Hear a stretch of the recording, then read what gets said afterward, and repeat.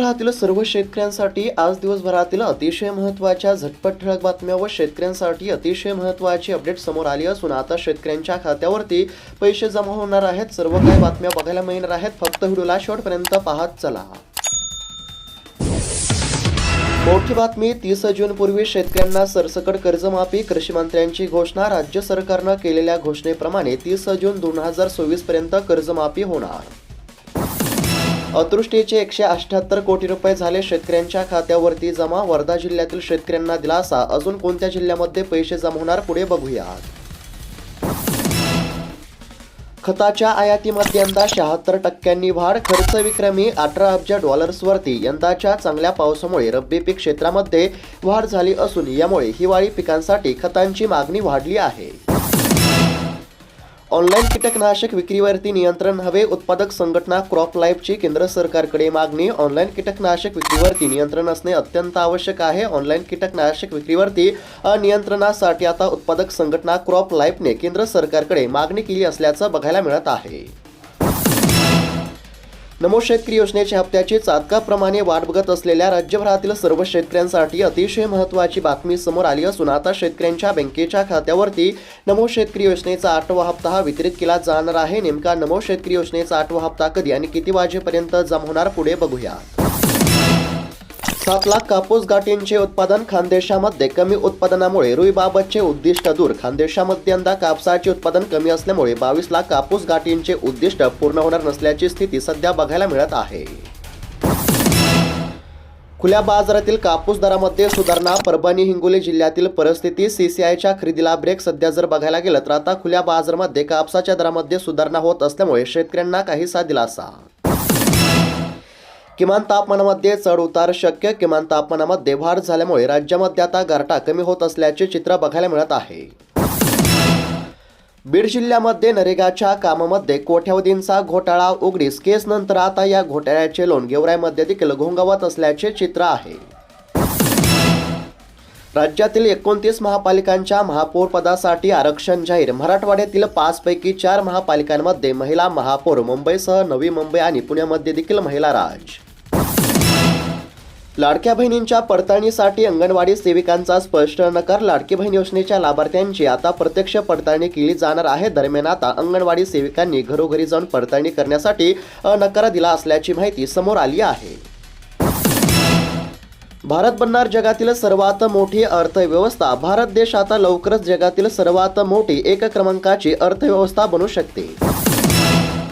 केज तालुक्यातील कृषी दुकानदारांकडून युरियासाठी शेतकऱ्यांची अडवणूक। नियमित ग्राहकांनाच खत विक्री होत असल्याचे चित्र।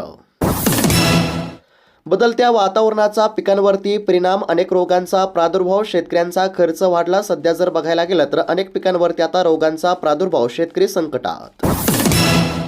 जिल्हा परिषद निवडणूक खर्चासाठी 58 कोटींचा निधी। मराठवाड्यातील 4 जिल्ह्यांसाठी 15 कोटी रुपये। सध्या जर बघायला गेलं तर जिल्हा परिषद निवडणुकासाठी राज्य सरकारने 58 कोटींचा निधी मंजूर केला आहे।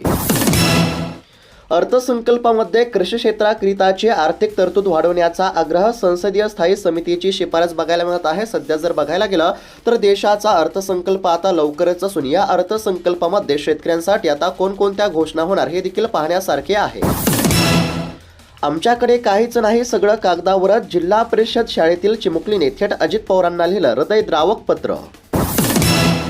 ऊसाच्या फडात दिसली बछडे। मजूर घाबरले। निघाली कोल्ह्याची पिल्ले। महाळुंगे पडवळ येथे ऊस तोडणी दरम्यान घडला प्रकार।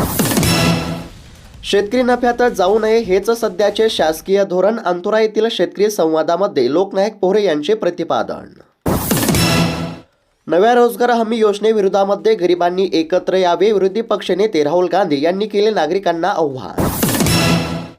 दावोसमध्ये फडकला महाराष्ट्राचा झेंडा। 30 लाख कोटींचे सामंजस्य करार। 18 देशांमधून गुंतवणूक होणार।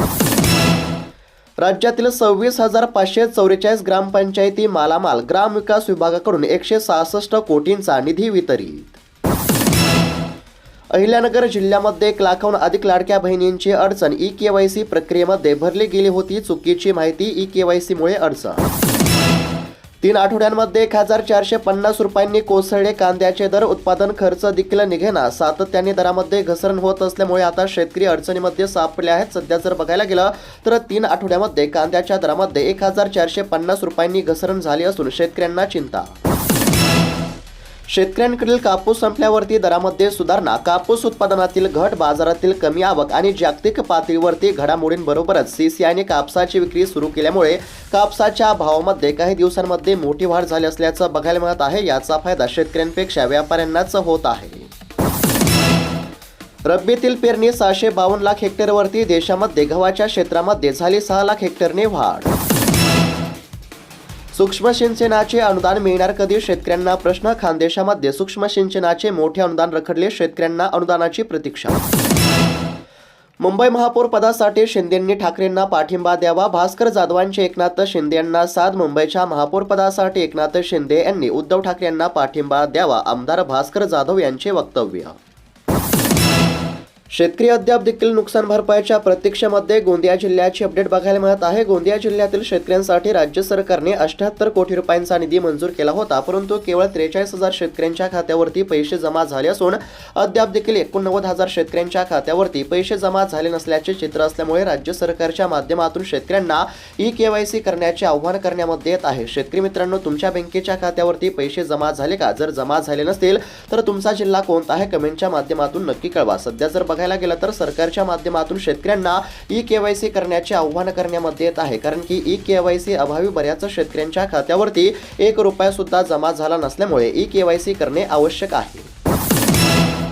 खरीपातील नुकसानग्रस्त शेतकऱ्यांना पीक विम्याचा परतावा द्यावा. सध्या जर बघायला गेलं तर राज्य सरकारनं केलेल्या घोषणेप्रमाणे आता पीक विम्याची रक्कम जमा होणार आहे. नेमका पीक विमा कधी जमा होणार पुढे बघूया. तंबाखू उत्पादकांनी घेतली अर्थमंत्री निर्मला सीतारामन यांची भेट. सिगारेटवरील कर कमी करण्याची मागणी करण्यामध्ये आली. कृषी वीज जोडणीच नाही तरी देखील बिल. सध्या जर बघायला गेलं तर कृषी वीज जोडणी प्रत्यक्षात दिलीच नाही तरी देखील शेतकऱ्याच्या नावावरती सातत्याने वीज बिले आकारली जात असल्याचा धक्कादायक प्रकार बुलढाण्यामध्ये उघडीस आला आहे. थांबलेली पडताळणी पुन्हा केली जाणार. जळगाव जिल्ह्याची अपडेट. केळी पीक विमा योजनेअंतर्गत यंदा विक्रमी 1 लाखाहून अधिक शेतकऱ्यांनी पीक विमा काढला आहे. मात्र काही प्रमाणामध्ये बोगस पीक विमा काढला असल्याची शक्यता असल्यामुळे आता पडताळणी केली जाणार. शिधापत्रिकांचे शुद्धीकरण. 20,000 जणांचे धान्य झाले बंद. सर्वेक्षणातून केली कारवाई. कोल्हापूर जिल्ह्यातील अपडेट बघायला मिळत आहे. 3 वर्षामध्ये प्रथमच सोयाबीन 5,000. सध्या शेतकऱ्यांकडे मालाचं शिल्लक नाही. शेतकऱ्यांची नाराजी. सध्या जर बघायला गेलं तर राज्यातील अनेक बाजार समित्यांमध्ये सध्या सोयाबीनच्या दरामध्ये सुधारणा होत असल्याचे चित्र आहे. कर्जमाफीसाठी समिती नेमली. कृषी मंत्र्यांची माहिती. राज्यातील शेतकऱ्यांच्या कर्जमाफी करण्याच्या हालचालींना आता वेग आला आहे. कर्जमाफी करण्यासाठी समिती नेमण्यामध्ये आली असून आता समितीचा अहवाल एप्रिल महिन्यामध्ये येणार आहे आणि राज्यातील शेतकऱ्यांची कर्जमाफी 30 जून 2026 पर्यंत होणार असल्याची माहिती कृषी मंत्र्यांनी दिली आहे. अतिवृष्टीग्रस्त शेतकऱ्यांना दिलासा. राज्य सरकारनं केलेल्या घोषणेप्रमाणे राज्यातील शेतकऱ्यांच्या खात्यावरती नुकसान भरपाईची रक्कम जमा झाली आहे. राज्य सरकारने शेतकऱ्यांसाठी 31,000 कोटींचं पॅकेज जाहीर केलं होतं. त्यानुसार आता समोर आलेल्या माहितीनुसार राज्यातील साधारणतः नुकसानग्रस्त शेतकऱ्यांपैकी 92% शेतकऱ्यांच्या खात्यावरती पैसे जमा. लाल कांद्याच्या दरामध्ये लासलगाव समितीमध्ये घसरण. शेतकरी संकटामध्ये. उत्पादन खर्च देखील निघणे झाले कठीण. सध्या जर बघायला गेलं तर कांदा उत्पादकांच्या चिंतेमध्ये आता वाढ झाली आहे. कांद्याच्या दरातील घसरणीमुळे आता शेतकऱ्यांचे मोठे नुकसान होत असून उत्पादन खर्च देखील निघत नसल्यामुळे आता शेतकरी संकटामध्ये सापडले आहेत. मदतीची शेतकऱ्यांना अपेक्षा. मुदत देतात 60 दिवसांची. वर्ष लोटूनही लाभ देत नाहीत. दारव्हा तालुक्यामध्ये अनेक शेतकरी वंचित. वीज वितरणाचे दुर्लक्ष. शेतकऱ्यांना सौर पंपाची प्रतीक्षा कायम. पीएम किसान आणि नमो शेतकरी योजनेचे लाभार्थी एकच. ज्या शेतकऱ्यांच्या खात्यावरती पीएम किसान योजनेचा हप्ता जमा केला जात असतो तर अशाच शेतकऱ्यांच्या खात्यावरती नमो शेतकरी योजनेचा हप्ता जमा होणार आहे. शेतकऱ्यांच्या खात्यावरती नुकसान भरपाईचे पैसे जमा केले जात आहेत आणि या मदतीबाबत राज्य शासनाने एक महत्त्वपूर्ण अट घातली आहे. बँकांना वसूल न करण्याचे आदेश आता सरकारच्या माध्यमातून देण्यामध्ये आले असल्यामुळे आता राज्यातील नुकसानग्रस्त शेतकऱ्यांना दिलासा मिळत आहे. राज्य सरकारच्या माध्यमातून निर्णय.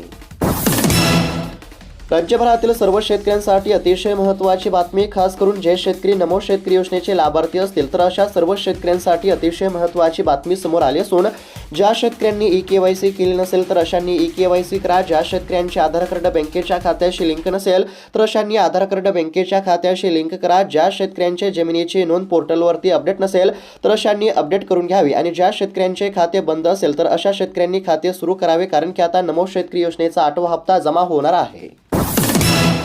लाडक्या बहिणींची केली जाणार प्रत्यक्ष पडताळणी. महिला व बालविकास मंत्री आदित्य तटकरे यांची माहिती. ई-केवायसी करताना ज्या लाडक्या बहिणींकडून चूक झाली होती तर अशा सर्व लाडक्या बहिणींची आता पडताळणी करण्याचा राज्य सरकारचा निर्णय. महत्त्वाची बातमी. पीक विम्याची रक्कम आता शेतकऱ्यांच्या खात्यावरती जमा होणार आहे. राज्य सरकारने हेक्टरी 17,500 रुपयांचा पीक विमा देण्याची घोषणा केली होती. त्यानुसार आता याच जानेवारी महिन्यामध्ये शेतकऱ्यांच्या खात्यावरती पीक विम्याची रक्कम जमा होणार असल्याची माहिती समोर आली आहे. रेशन कार्ड शुद्धीकरण मोहीम. पुरवठा विभागाने शिधापत्रिकांचे शुद्धीकरण करण्यासाठी मृत, दुबार, संशयास्पद लाभार्थ्यांना वगळण्यासाठीचे काम मिशन सुधार अभियान आता हाती घेतले असल्याचं बघायला मिळत आहे. सध्या जर बघायला गेलं तर रेशन कार्ड शुद्धीकरण मोहीम आता सुरू करण्यात आली. केळी उत्पादकांसाठी 9 वर्षाची सुरुवात आशादायी. अकोल्यामधून इराणला केळी निर्यातीस आता सुरुवात झाली आहे. तर शेतकरी मित्रांनो, आता नमो शेतकरी योजनेचा हप्ता आणि पीक विम्याची रक्कम या ठिकाणी जमा होणार आहे. तर अशा पद्धतीच्या आज दिवसभरातील अतिशय महत्त्वाच्या बातम्या पाहण्याचा प्रयत्न केला आहे. बातम्या चांगल्या वाटल्या असतील तर चॅनलला नक्की सबस्क्राईब करून घ्या. धन्यवाद.